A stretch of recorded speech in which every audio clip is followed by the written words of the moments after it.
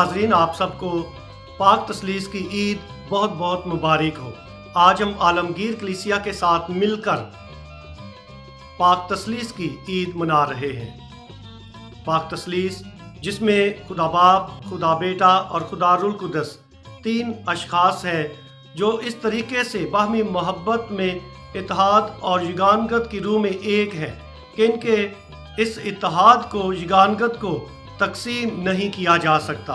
लिहाजा पाक तस्लीस की यगानगत और इत्तेहाद नाकाबिले तकसीम है।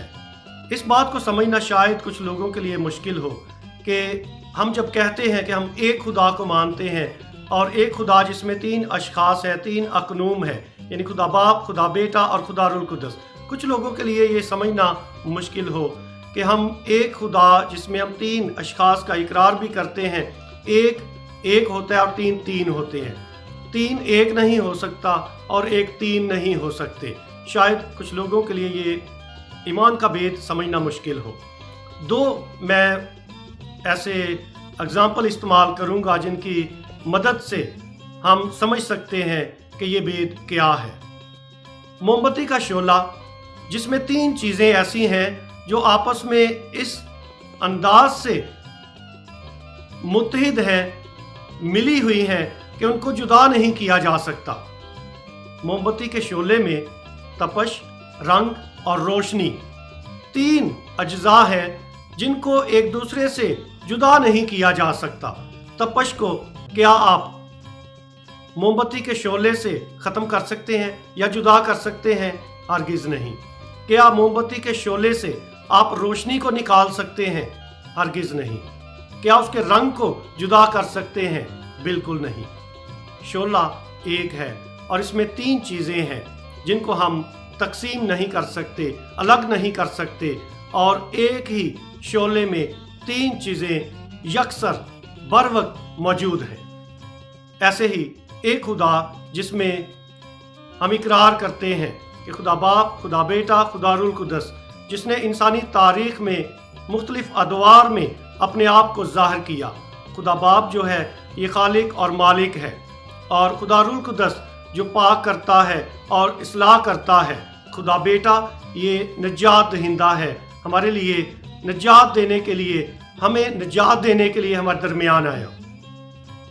अजीज़ नाजरीन, एक और मिसाल देना चाहता हूँ कि मिस्टर असलम जो अपने माँ बाप का बेटा है और अपनी बीवी का शोहर भी है और अपने बच्चों का बाप भी है, उसके तीन किरदार हैं और इनको असलम से अलग नहीं किया जा सकता। असलम एक ही है लेकिन उसके तीन मुख्तलिफ किरदार हैं। खुदा बाप, खुदा बेटा, खुदा रुल कुदस, तीन अशखास हैं लेकिन खुदा एक ही है। हम एक ही सच्चे और जिंदा खुदा की परस्तिश करते हैं और उसी पर ईमान रखते हैं।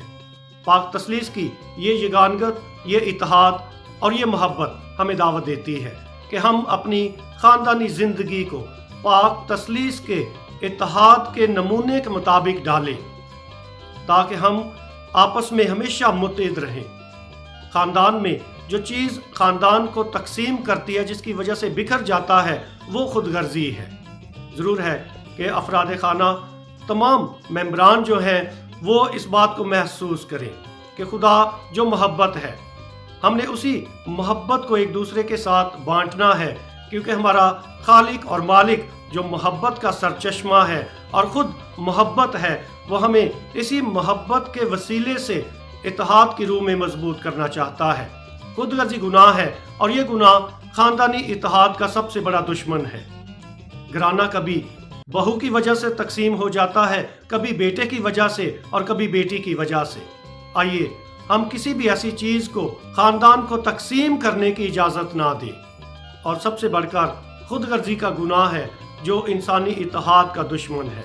आइए हम मोहब्बत के साथ इस खुद गर्जी को निकालें, फराख दिली के साथ एक दूसरे के साथ मोहब्बत और यगानगत की रूह में कायम रहें। खुदा आपको ऐसा करने की तौफीक दे और आप सबको पाक तस्लीस की ईद बहुत बहुत मुबारक हो।